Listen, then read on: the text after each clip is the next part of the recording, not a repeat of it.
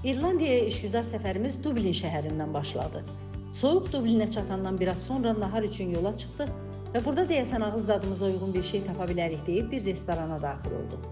Təbii ki, aramızda ana dilində danışsaq da bizi qarşılayan cavan oğlanı ingiliscə salamladı. O isə cavabında Azərbaycanlısınız deyə soruşdu. Dublindəki bu təsadüf bizi həm sevindirmişdi, həm də çox təəccübləndirmişdi. Məlum oldu ki, bura Azərbaycanlı Əmirxanın restoranıdır. Özü burada deyildi. Qərar verdik ki, mütləq geri dönək və Əmirxan Həsənovu Vətən Uzaqda deyil proqramına qonaq edək. Dublinin Azərbaycanlı iş adamı ilə hər şeyi başdan danışırıq, təcrübəsini öyrənirik. O, biznesə necə başlayıb, qürbətə yolu necə düşüb. Bir gün ata evə gəldi işdən. Çağırdı, mənə bir şeylər olmuşdu işimlə bağlı. Bala dedi, xaricə getmək istəyirsənmi? Mənim bir dostum var idi, dedi, İrlandiyada dedi, filan kəs. Dedi, mənə niyə də olmasın? Həmin vaxtlar mən də bir iş qurmaq istəyirdim, çıxmaq istəyirdim ölkədən. O vaxt gəldim 2016-cı ildə. Yəni bir iş qurmaq niyyəti ilə gəlmişdim əslində. Yəni əvvəldən inandınız ki, həqiqətən də gəlmək və burada iş qurmaq mümkündür və gələndən nə qədər sonra restoran aça bildiniz? Mən dediyim kimi 2016-cı ildə gəldim, dekabr aylarında. Fəqət gəldiyimdə burada ingilis dili kursuna da getdim, dilimi gəlişdirmək üçün. Bir müddət sonra bir ortaq kiçik bir depo açdıq. İçində market produktları var idi, market malları var idi içərisində. Ondan sonra 2017-ci ilin sonlarına yaxın bir market açdıq, kiçik bir biznes qurduq. Orada müəyyən təcrübələr edindim. Uşaqlıqdan həmişə deyirdim, böyüyəndə özümə bir dənə ayrı, tək, ortaq olmayan, öz şəxsi bir biznes qurmaq planlayırdım hər zaman uşaqlıqdan. 2020-ci ildə bu araşdırmağa başladım bu elanlardan falan. Sonra bizim bu qarşı tərəfdə bizim Ella Seven var. Mənim qızımın adını qoymuşam ora. Oranı tapdım. Agentə köməyi ilə, tanıdıqlar vasitəsilə o yeri götürdüm. 2021-ci ilin Birinci oranı açmışsınız. Birinci Ella Seven açdım. 2021-ci ilin ortalarında, aprel ayları deyəsən, 2021-ci ilin aprel ayında Ella Seven açdım. Biraz çətin oldu, amma bir tərəfdən də mənim üçün rahat oldu. Çünki bəzi şeylərdə orada yeni idi, təcrübəm yox idi bəzi şeylərdə, bəzi şeylərdə təcrübəm var idi. Təcrübə onsuz da hər zaman öyrənmək lazım, yəni hər zaman öyrənirsən. Ömür boyu öyrənirik. Ömür boyu öyrənirik. 2000 dediyim vaxtlarda, həmin vaxt açdığımızda dediyim kimi korona idi. Biraz çətin olsa da məcbur öhdəsindən gəldik. Tək idim orada o zamanlar. Bir mən vardım, bir də hal-hazırda məndən işləyən bir şefim vardı. Elə bir ki, onu Allah bizə göndərdi. O da adı Mayadır. O gün bugün mənlə işləyir. Onda sabah özüm açırdım, axşam özüm bağlayırdım. Menyunu necə müəyyən elədiniz? Menyunu deyimsə necə müəyyən elədik. Orada bizdə türk şirniyyatları da var idi, türk paxlavaları. Ondan sonra bizim yenə dediyim ki, Maya gəldiyində, yəni ilk gün tanışdığımızda Maya dedim, gələn həftə dedim biz restoranı açmaq istəyirik. Menyumuz dedim yoxdur. Mənim öz təcrübələrimlə nə bilirəm, hər şey dəzgaha qoyacam. Amma sən nə bilirsənsə, sən bizə de, biz onlara menyuya qoyaq. Yəni menyu əvvəlcədən hazırlanmadı. Menyu dükan açıldığı gündən sonra hazırlandı. Yəni tələbat yox, bildiyiniz yeməkləri. Tələbat heç bir şey yox. İlk bizdən qabaq bəlkə kimsə açıb... Yəni tələbatı düşünmədiniz, o mənada deyirəm. Nə yeyilər, nə gedər, nəyə ehtiyac var? Yox, mən orada bəzi işlərdə təcrübəm var idi deyə onları bilirdim ki, satılacaq, yəni dükan ayaqda qalacaq. Ancaq Gürcü mətbəxini sevirəm, fəqət yəni burada Gürcü mətbəxdə yoxdur. Bir bizdə vardı o zaman. Bizdən illər qabaq olub, amma sonra bağlanıb orası. Əslən Gürcüstandansınız, ona görə Gürcü mətbəxi. Gürcüstandanam, bəli, Gürcüstandanam. Bəs Azərbaycan mətbəxi? Azərbaycan mətbəxini Azərbaycanlı az olduğu üçün, yəni bir ticarəti fikirləşərək o vaxt qoymadıq Azərbaycan mətbəxini. Amma hal-hazırda indiki restoranımızda var, yəni kabab çeşidlərindən var. O zaman bizim Maya dedi, gedək dedi bir un alaq. Getdi un, biraz maya, bir şeylər aldı, gətirdi. Bir saat içərisində mənə çeşid xəmir çeşidlər, xaçabur çeşidləri çıxartdı. Gürcü xəncəli hazırladı, xinqal deyirlər indi burada. Gürcü xinqali, yəni Gürcü xəncəli, xaçabur çeşidləri. Dedim, tamam, sabah açıq, yaxşı dedim, sabah açırıq dedim dükanı. Heç hazırlıqsız, gəldik sabah saat 8-də dükan açdıq. Böyük risk. Böyük bir risk elədi. Sabah saat 8-də dükan açdıq. Amma şansımız ondan idi ki, korona idi. İçəri giriş, oturmaq qadağan idi həmin zamanlar. Həmin vaxt onsuz da biz orada bir addım qabağa düşdük. Bəlkə də korona olmasaydı, o zaman bu küçə daha çox yoğun idi. Yoğunluğa denk kişi olsaydı, bir üst-üstə gəlsəydi, bəlkə də çox biraz çətin olardı bizim üçün. Bir Bir balaca olduğuna görə deyirsiniz. Yox, çünki soruşduğunuz menyunuz var idi. Menyu yox idi. Menüsü başladığımıza görə əvvəl çətin müştəri gəlirdi, nə var, nə yox, menyunuzda nə var. Biz hər günün sonunda bir şey olduqsa mən ikinci gün menyuya qoyurdum onu. Bir həftə sonra televizorda bütöv menyunu çıxartdım. 5 çeşid xaçaburi, xəncəl çeşidləri, ətlidir, pendirlidir. Sonra pirajok deyirlər, bizdə o xəmir çeşidləri var ki, Gürcülərin xəmir çeşidləri, onları yığdıq. Bütün hamısını dəzgaha yığdım. Paxlavalarımız, gürcü xəmirləri, xəmir yeməkləri, hər şey yığıldı. 3 saat içində bizim Maya dediyim qadın bütün dəzgahı doldururdu. 5 çeşiddə yemək çıxardırdı. Yəni, yavaş-yavaş menyumuzu elə qurduq. Bir il tək işlədim. 4 ay başda bir uşaq işləyirdi məndən. Ondan sonra bizə işlərimiz yavaş-yavaş düzəlməyə başladı. Artıq insanlar tanıyırdı bizim dükanı. Günün sonunda mən heç utanmırdım. Elə çıxırdım çölə, elə Bakıdakı kimi. Qışqırırdım ki, bəs şey var. Bağıraraq deyirdim ki, bəs məsəl üçün də peraşki var, pulsuz dağıdıram. Cəmaət mənə təəccübü baxırdı orada. Amma məqsədim əslində malları tanıtmaq idi. Həm də diqqət çəkmək. Həm də diqqət çəkmək idi. Çünki belə bir şeydən yoxdur burada. Biraz utanırlar, çəkinirlər. Biraz bəlkə də ayıbdır, bilmirəm. Amma mən heç ayıba falan baxmadım. Tək başıma özüm tək başına iş qurmağa çalışıram. Biznesi böyütməyə çalışıram. Bəzən gün içərisində axşam qalacaqlarını bildiyim unlu məmulatları şey edirdim. Günün ortasından dağıdırdım. Bilirdim ki, axşam qalacaq. Deyirdim, qoy sıcaq-sıcaq, isti-isti insanlar prob eləsin bunları. Ondan sonra... Qazancı olmasa da olar, diqqəti çəkmək lazım. Qazancı olmasa da olar, diqqət çəkilsin. Hə, doğrudur.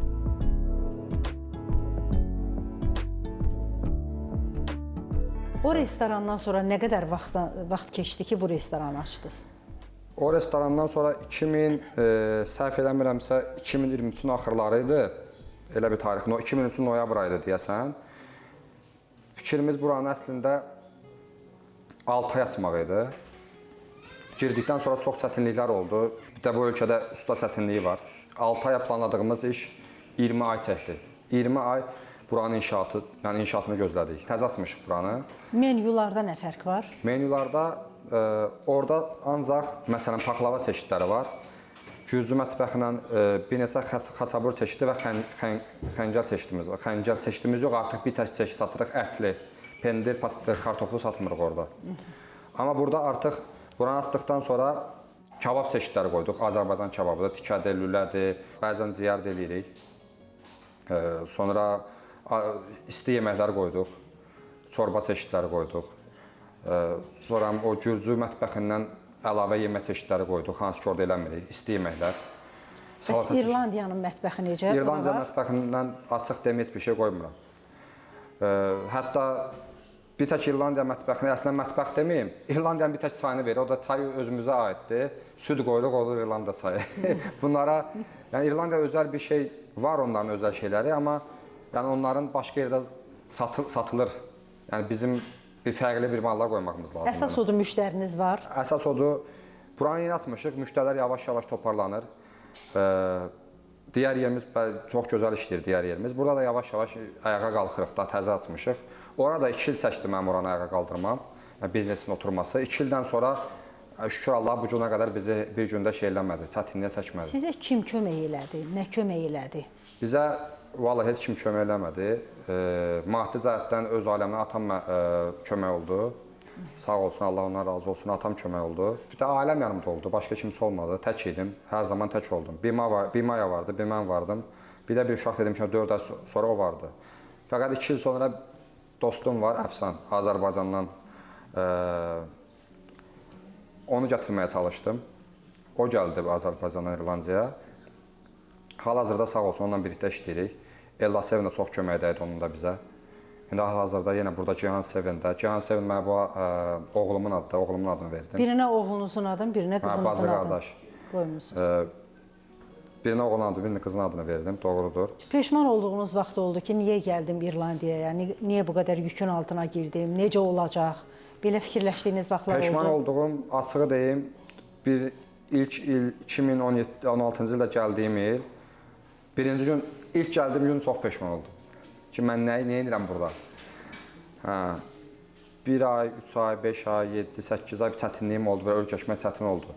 Amma bir məqsədim olduğuna görə deyirdim, yəni bu gün olmasa da bir gün olacaq. Sonra mən bir neçə Bakıya getdim, gəldim. 4-cü dəfə deyəsən səhv eləmirəmsə 2017-ci ilin axırı idi, 2018 idi. O zaman getdiyimdə dedim yox, bura mənim yerim deyil. Mən İrlandiyaya getməliyəm. Vətən o bizim bizə vətənimizi həmişə sevirik, o ayrıdır. Amma yəni burada biznes üçün gedib orada boş oturacağıma, burada yəni bir biznesi böyüdürük, pul qazanırıq. Yəni gələcəyə dair planlarımız var. Asandır bu. İrlandiyada biznes qurmaq, onu davam elətdirmək. Əslində hər işin öz çətinliyi var. Böyütmək. Hər işin öz çətinliyi var, o asan deyil. Çöldən baxanda çox asan görsənir. Necə o asan da ola bilər? Yəni sabah saat 8-də gəl, 8-də gəlib çatmaq üçün 7-də evdən çıxmalısan. İndi bəlkə videoya baxanlar deyəcək, ya biz 20 saat işləyirik. Yəni hər işin yenə deyirəm çətinliyi var. Bəli. Bütün gün ayaqda dur. Axşam saat 8-də dükanı bağla, sonra təmizlik elə. Yorulmamalısan, bezməməlisən. Müştəri yanında həmişə gülməlisən. Məsələn, mən biraz bu dükanda indi müştərilərlə çox da söhbət eləmirəm. Çünki artıq bu da yenə dediyim kimi biznes böyüyüb, işçilərimiz var. Çalışdığım qədər söhbət eləmirəm. Çünki çox başqa, yəni fikrimizdə çox şeylər var, yəni biraz stresli oluruq. Bu da müştəriyə öz içimdəki o stresi yansıtmamaq üçün danışmamağa çalışıram. Çünki müştəriyə nə qədər stresli danışsan, yorğun danışsan, yəni o müştəri bir gələr, ikinci gün gəlməz. Amma orada bizim bir tək olduğumuz üçün, bir məqsədimiz olduğumuz üçün hər gün yorğun olsaq da gülməyə çalışırdıq. Azərbaycanı necə tanıtdırırsınız? Azərbaycanı və Gürcüstanı. Azərbaycanın da dünya bazarına çıxan məhsulları var. Gürcüstanın da dünya bazarına çıxan məhsulları var. Hansını gətirə bilirsiniz? Hansını gətirməyə marağınız çoxdur və hansı burada daha çox gedir? Belə deyim, bura gələn bütün müştərilərə, məsələn, bizdə yəni səhv başa düşülməsin, kabab çeşidlərindən bəhs eləyim. Çalışıram ki, bu satış eləyən vaxtı, yəni işləyənlərə də, buradakı işçilərə də tapşırmışam ki, məsəl üçün lülə kabab deyirik. Satış eləyən vaxtı bu deyini Azərbaycanındır. Yəni biz özümüzə məxsus olan bir şey tanıtmağa çalışın. Düz işçilərin Azərbaycanlı deyirlər, amma yəni tanıtmışam ki, onlara bunlar da işçilərə başa salsın, müştərilərə başa salsınlar ki, nə satırıq. Çünki Azərbaycan şefimiz yoxdur burada. Viza almaq da çox çətindir. İstəyərdim ki, Azərbaycan mətbəxini burada tanıdım. Amma yəni yoxdur elə bir şans. Mən həm də məhsulları soruşuram. Reklam olmasın deyə adlarını konkret çəkə bilmirəm, amma Gürcüstanın suyu var, Azərbaycanın məsələn nar şirəsi var. Bu məhsullar gətirsəniz burada necə sizə fayda verər yoxsa yox? Bizim Ellasevin kiçik olduğuna görə şey gətirmədim o vaxt, o qədər risk eləmədim. Bir konteynerdir, yəni bir böyük. Bir paletdə 800 dənə içəcək var, məsəl üçün böyük içəcəkdən bəhs eləsək. 20-24 palet gətirmək lazımdır onlardan. Amma indi Cihansevini açdıq, bu 1 ilə yaxın, 1 il tamam olur, daha 1 il olmayıb. Planımız var, həm Azərbaycandan, həm Gürcüstandan gətirmək. Gürcüstandan indi markası adını verməyək, limonad gətiririk, limonad satırıq. Azərbaycandan da bizdə bir tanıdıqlar var, bu yaxınlarda onunla da söhbət elədik. İçəcəklər falan gətirmək üçün, meyvə şirəsi gətirmək üçün, meyvə şirəsi falan gətirmək üçün. Fəqət biraz vaxt lazımdır onlara, çünki hər şey istədiyin vaxt olmur. Biraz gözləmək, biraz səbir etmək lazımdır. Azərbaycan dilini bu illər ərzində unutmamaq, bax bu nəyin sayəsində olub? Hər gün Azərbaycan dilində danışırsınız. Azərbaycanı sevmək. Biz öz ölkəmizi sevirik. Valla şey olsa, biznesi, biraz bəlkə bilmirəm necə deyim bir şey olsun, biznesi orada böyütmək, yəni bir irəliyə dönüş bir şey görə bilsəm, yəni bir açıqlıq görsəm, bir işıq görsəm, yəni bir gün oturmaram burada. Həmən qaydaram Azərbaycana. Ailəmi də götürərəm, mən hər zaman deyirəm. Bir gün Azərbaycanda biznesə qarşı, yəni bir məqsədimizə qarşı bir işıq görsəm, bir gün oturmaram burada, çıxıb gedərəm. Yəni bu İrlandiyanı sevməməyimizdən deyil, İrlandiyanı sevirik. Burada çörək qazanırıq, buranın çörəyini yeyirik. Amma yenə öz ölkəmiz, nə ara getsək də öz ölkəmiz. Gürcüstanda doğulmuşam, o ayrı, amma mən Gürcü deyiləm, Azərbaycanlıyam. Xanımınız Azərbaycanlıdır. Xanımım türkdür. Xanımım da bizim ailəvi dostumuz olublar əvvəldən. Yəni biz illərdir tanıyırıq, evlənməmişdən qabaq da birbirimizi tanıyırdıq. İxtisasınız nə idi? Harda təhsil almısınız? İnşaat mühəndisinə girdik. Orada Əfsan mənim qrup yoldaşım idi, onunla birlikdə oxuyurduq. İkinci kursdan mən dedim, mən gedirəm. Mən gedirəm dedim, buradan dedim, biznes quracam. Təhsili yarımçıq qoyub gəlmişsiniz. Təhsili yarımçıq qoydum, dedim, mən gedirəm biznes qurmağa. Yəni o planı, heç arxama baxmadan çıxdım, gəldim. Fikirləşmədim təhsilin olacaq. Oxumağı, hesabı sevirik, hesabı sevirəm. Amma oxumağı sevməyən, yalandan deməyəm, oxumağı çox da sevməyəm, oxumağa çox marağım olmayıb. Ancaq həmişə ticarətə, biznesə marağım olub. Mən dedim, yəni bu bir addım atmaq lazımdır. Hətta biznes, ticarət elə bir şeydir ki, yəni bu sonradan öyrənəcək bir şey deyil. Yəni insan içində olmalıdır. Şans nə qədər adama kömək eləyir? Şans, qabiliyyətin yoxdursa da, işləmək istəyin yoxdursa da şans çox az insana kömək ola bilər. O da halal işdə kömək olmaz. Halal işlə şans insana kömək olmaz. O işdə bir şey olmalıdır ki, o sənə şans, adı şans olsun. Yəni hansı işdə şansla pul qazanılır? Məncə elə bir iş yoxdur, şansın iş olmaz.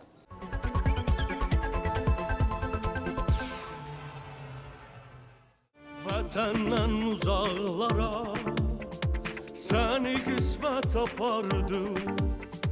Doğma sahillerinden səni tale qopardı. Yəqin ki, Azərbaycanlı gənclər sizi dinləyəcəklər, gəlmək istədilər Dublinə. Burada biznes qurmaq istədilər və yaxud başqa işlərlə məşğul olmaq istədilər. Onlara tövsiyəniz nədir? Bura gəlməmişdən qabaq, yəni fikirləşməsinlər, biz gedəcəyik. Məsəl üçün, inşaat işçiləri var ki, Azərbaycanda çox az bir maaşa işləyirlər. Onlar burada çox yüksək əmək haqqları var, həmin adamların. Hansı ki, orada 500-600 manat əmək haqqları var, onlar burada, biz əlimiz çatmır onlara. Yəni, telefonla 20 dəfə zəng edirik ki, bizə gəl filan şey lazımdır. Bir əl işiniz varsa, bir şey bilirsinizsə, bir ustalığınız varsa, qazanc su kimi gəlir. Çörəyin var. Çörəyin var, həm də yəni, ağla gəlməz qədər. Yəni, burada insanları şey olamıyorum ki, orada pisdir, bura gəl, elə bir şey demirəm. Sadəcə deyirəm ki, əməyin... Sənətkarsansa, burada sənə dəyər verirlər, sənə çox dəyər verirlər. Maaş qalxır... Təhsili, təcrübəni, eyni zamanda istəyi, enerjini birləşdirirsən. Doğrudur. Məsələn, mən hesabı bilməsəydim, hesabım zəif olsaydı, bu hesab dediyim şey deyil, yəni o gəmi suyun axınına doğru belə getdi, belə gəldi deyil. Yəni bu çıxmadı, toplamadı, vurmadı, faizdir. Biraz bunlardan anlayışınız olsa, ticarəti görə bilər. Əgər ticarət yenə deyirəm, içinizdə varsa ticarəti görə bilərsiniz. Yoxsa fərqi yoxdur, ticarət sonradan öyrənilməz. Ticarət yəni çox, öyle çöldən mən bunu aldım, bunu satdım deyil. Mənim ilk ticarətim, yəni uşaqlığı saymasaq, o aranızda oyuncaq satım, onları saymasaq, ilk ticarətim 14 yaşımda mən telefon satdım. Sonra bir ikinci telefon almışdım. Elə onu da satdım, üstünə 50 mat qoyaraq. Baxdım ki, yox, pul gəlir. Mən telefon alış-veriş etməyə başladım. Sonra bir gün məndən, məsələ, yenə dediyim kimi, ticarət içdə olmalıdır. Bir gün məndən birisi bir it soruşdu, Sibirya iti deyirlər. Onu soruşmuşdu, onu internetdə araşdırdım, məsələn 700-800 manatdır. Bir yerdən 450 manat onu tapdım. Bu ticarət addımlarım olub. 450 manat dedi. Mən dedim, bu dedim, bəlkə saxta elandır. Getdim adamla görüşdüm, adamın öz yeri var idi. Doğrudan da yəni satış edirdi 450 manata. Sonra iti aldım mən. Dedim, mən niyə bunu dedim ki, yəni, hər kəs 700 manata qoyubsa, mən dedim, bunu 600 manata qoyub satarım. Qoydum elanı 600 manata heç fikirləşmədən. Elə-belə yazdım, dedim, filan it satılır 600 manat. Amma it yoxdur əldə. Bir də baxdım, durmadan mesajlar gəlir. Biraz yaşıma görə onda inanmırdılar, çünki beyh almaq lazımdır, inanmırdılar. Onları, yəni, fikrimi açıq-açıq, verdikləri suallara açıq cavab verdiyimə görə biraz inanırdılar. Xırda bir beyhlə gətirirdim ilkdi. Birinci 50 manat qazandım, sonra 150 manat, sonra 300 manat. Bir də baxdım ki, bir ayda, o yaşımızda 1000 dollar, 1500 dollar pul qalır dollarla. Gənclikdə şey var idi, məsələn, Gənclik metrosunun yanında, daha Azərbaycanda çox da məşhurlaşmamışdı, yeni çıxırdı, reklamlarda falan yox idi. Bir firmadan, Dubaydan telefon gətirirdilər. Getdim, o ikinci telefon alış-verişində pul qazanmışdım, dedim, gedim özümə bir telefon alım.